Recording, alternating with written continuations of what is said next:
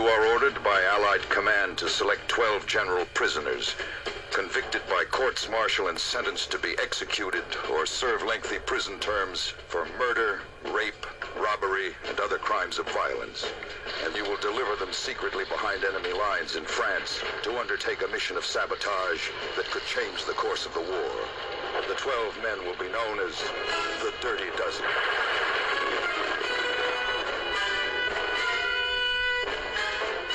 Lee Marvin as Major John Reisman.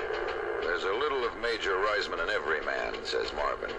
Tough and unyielding, yet compassionate. I think it's the best role I've ever been asked to play. You've all volunteered for a mission which gives you just 3 ways to go. Either you can follow up in training and be shipped back here for immediate execution of sentence, or you can follow up in combat, in which case I will personally blow your brains out, or you can do as you're told, in which case you might just get by. Now you hold it right there. This war was not started for your private gratification, and you can be damn sure that this army isn't being run for your personal convenience either. Ernest Borgnine as General Warden.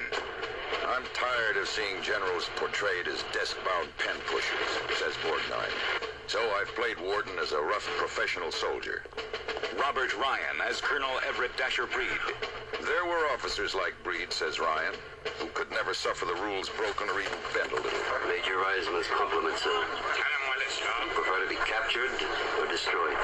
Jimmy Brown as Napoleon Jefferson. Jefferson is any man fighting for recognition against the odds, says Brown. I think I understand him pretty well. The hell is this? John Cassavetes as Victor Franco. Says Cassavetes. Franco is a petty hoodlum forced to heroism by circumstances beyond his control. We go on that mission, we all get killed. That's what they want. That's what they want. Trini Lopez as Jimenez. He's crawling with hate. Charles Bronson as Vladislaw. The last guy in the world you'd expect to be a hero. Telly Savalas as Archer Maggot. Maggot is a maniac, says Savalas. His religious fanaticism can never be moderated or quelled. It is a constant danger. Clint Walker as Samson Posey. An Indian with war paint smeared on his soul. Train them. Excite them. Arm them. And turn them loose on the Nazi High Command.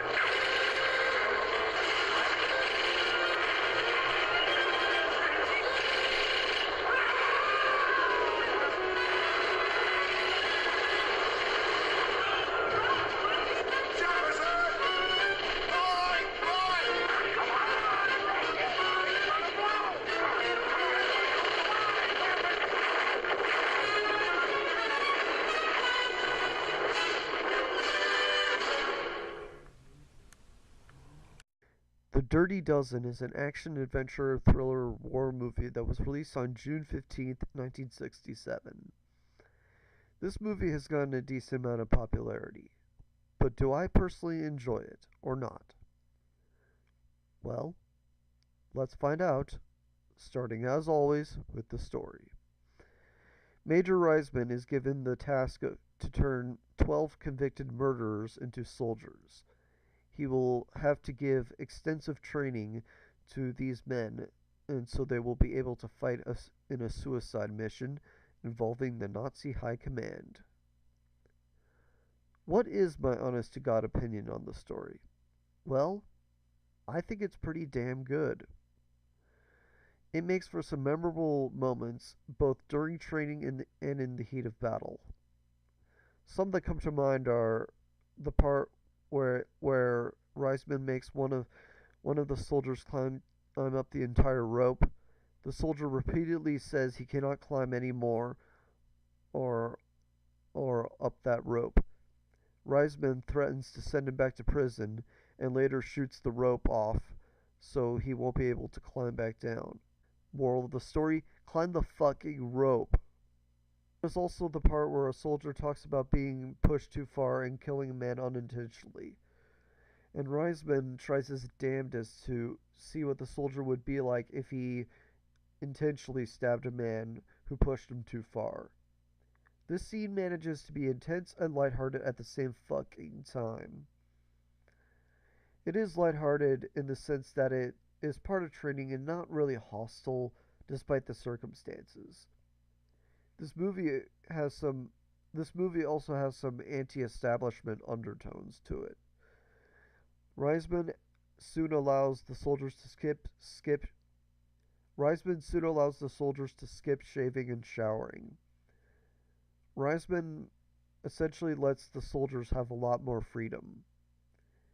Much of the people who Reisman is taking orders from are threatened by this, which is actually pretty accurate to how it works in the real world. The anti-establishment themes make you see the movie in a completely different way. And it speaks to me because I've always been told the shit I have to do by authority figures pretty much all my life. And much of what they told me to do, I soon realized that everything they told me does not really matter. Who the fuck made these rules? That is the question that this movie asks, and I could not love it more. Reisman and the other Dirty Dozen are very likable. Well, maybe except for that racist prick or Telly Savalas' character. Yeah, if you get right down to it, his character is just a horrible person. There's really only one action scene in this movie, and it's at the climax. But man, is it fucking satisfying. It has plenty of gunplay, explosions, and blood to add some intensity. Sure, there is some tedium, and it ends a little abruptly, but it's still pretty damn good. Of course, it is filmed, edited, and choreographed pretty well. The last thing it looks like is a fucking mess. Speaking of which, I should quickly talk about the production values. The cinematography is awesome, the editing is fine, the sound is pretty good. I will not hold how old this movie is against it. The music, however, is not really memorable at all. In fact, the only music I remember is the marching band music, which is played by a bunch of people in the movie. But even the music itself is not memorable. Still, I think that the production values are great. The Dirty Dozen is one hell of a classic. With an intriguing story, a great 8 final action scene, and some damn good production values. Well, maybe except for the music. Some of the other downsides is the movie can get a little slow sometimes, and 2 of the dozen are just horrible people if you really look at them. If you really break down their characters.